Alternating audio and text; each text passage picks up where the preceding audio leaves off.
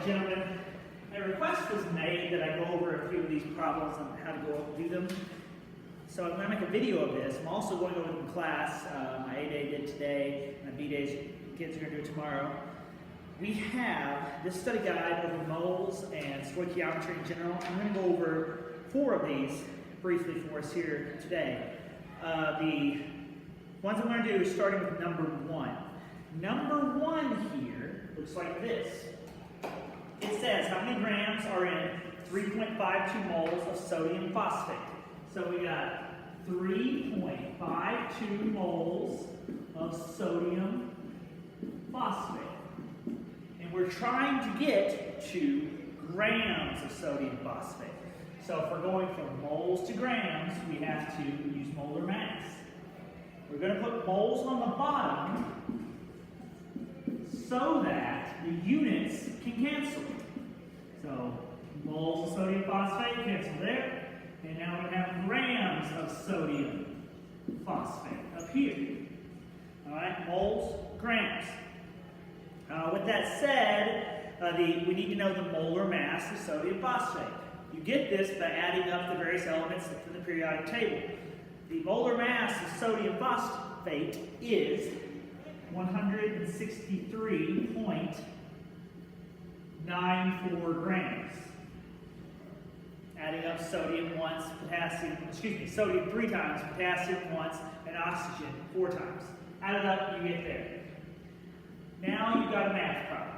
Multiply that times that, and you should come out to something around 577 grams of sodium phosphate. That's how you do number 1. There's your final answer. 577 grams of sodium phosphate. Next, that's number 1. Any questions about that? Feel free to ask me. Numbers 2 through 8 are essentially the same kind of problem. Sometimes it's asking for moles, sometimes asking for grams. Those are both basically the same kind of math problems, just which direction you're going. I want to bring up numbers 9 and 10 quickly and then go on to one of the stoichiometric conversions. So, excuse me, got an eraser.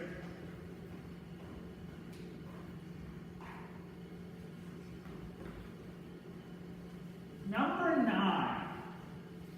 It still involves moles and mass, but it involves milligrams. It asks you, how many milligrams are in 0.0025 moles of potassium bromide?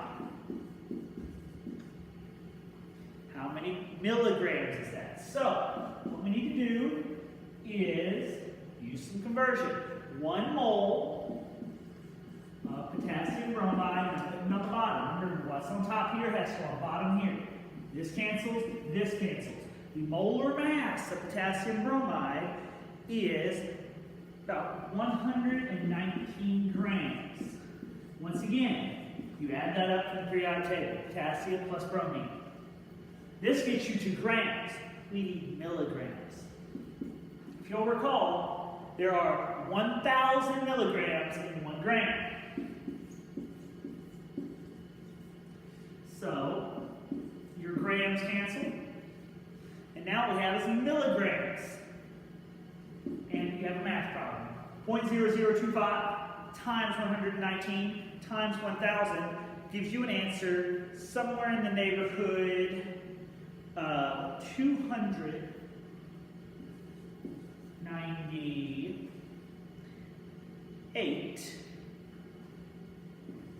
milligrams of potassium bromide. So there you have it. If you have this many moles, you have 298 milligrams of potassium bromide.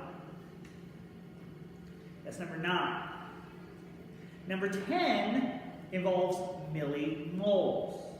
Let me show you how to do number 10. Okay, number 10. It says how many millimoles are in 1.00 grams of sodium nitrate. So 1.00 grams of sodium nitrate. Now you need the molar mass of this to go to moles, because we have to go to moles. We have 1 mole on top this time because we want the grams down here so they can cancel. This is different from the other 2 examples I've given you. You want grams here because grams are here. Whatever's right there has to be right here. This is grams of sodium nitrate. Now the molar mass, which is the mass of 1 mole of sodium nitrate, is 85 grams. So we cancel that, cancel that. Now we're at moles. We're not finished yet though, because it's asking for millimoles.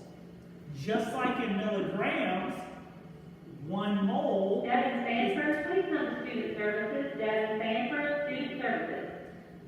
Sorry about that.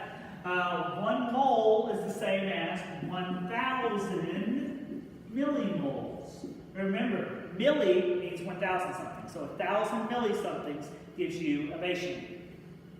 Moles cancel. Now you got 1 times 1,000 divided by 85. When you type that into your calculator, you should end up with a number that's around this. You may round it differently, but there is your answer, somewhere in that neighborhood. 11.8 millimoles of sodium nitrate. So if I handed you 1 gram of sodium nitrate and asked you, how many millimoles is that? There you go, it's 11.8 millimoles. That is number 10 on your study guide. One more I want to look at for you is an actual stoichiometric problem. So far, this has just been molar conversion. Stoichiometric problems give interrelationships between the different compounds in an equation. Let's go to number 15. There's actually 2 parts to 15. I'm just going to do the first part. The first part, we'll go 15a. It says this: how many grams of potassium sulfate can be formed from 34.5 grams of potassium permanganate? Now, since this is stoichiometry and we've got different chemicals involved, what I would do is I would write down what it is you're looking for. Grams of potassium sulfate. Now, how do you know what potassium sulfate is? Well, potassium's K. Sulfate is on your list of polyatomic ions in the back of your textbook. Sulfate is SO4.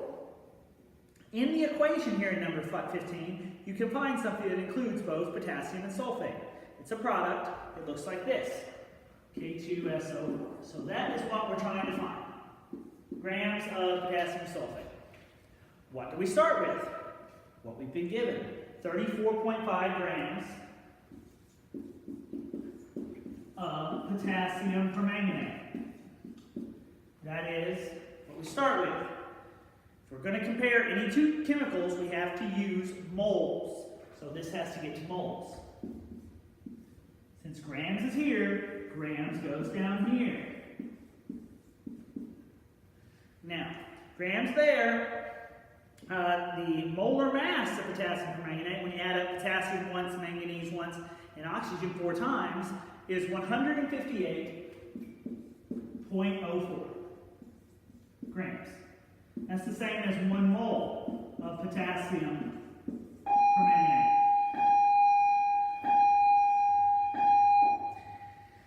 So, now we're at moles of potassium permanganate. We need to get to moles of potassium sulfate.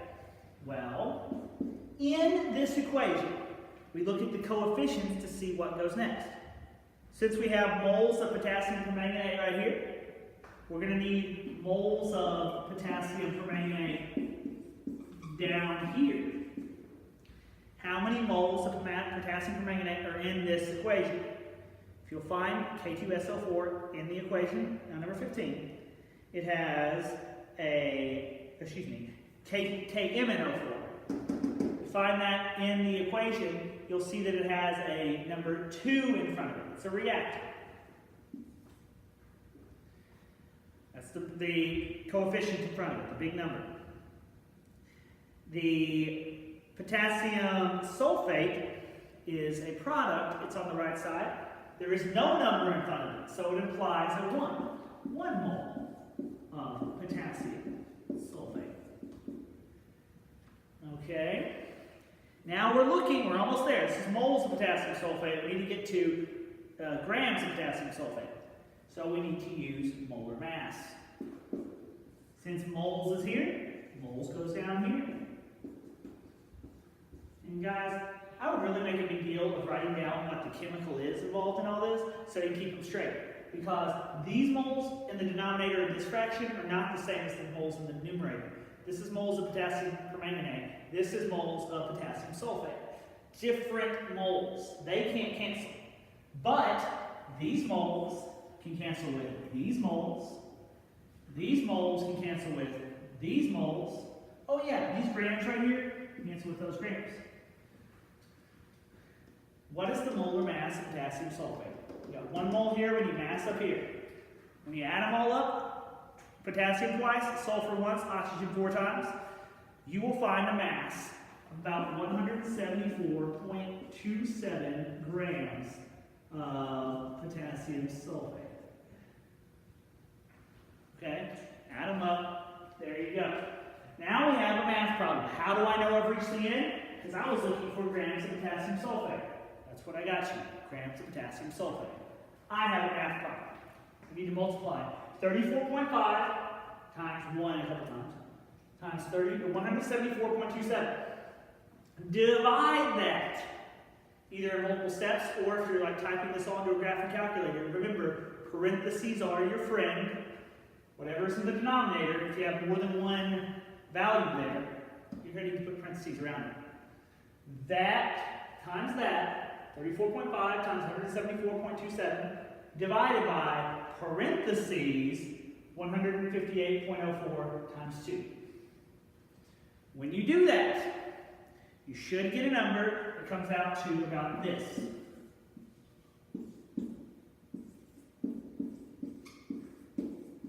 18.4 grams of potassium sulfate. That is the answer to the first part, number 15. 15, the second part is similar to this. Same equation. 11, 12, 13, 14 are also stoichiometric. They involve an equation. The only step that's different in that compared to the molar stuff in 1 through 10 is that you have to do a conversion from moles of one substance to moles of another substance. We look at coefficients to get those numbers. I hope this has been helpful.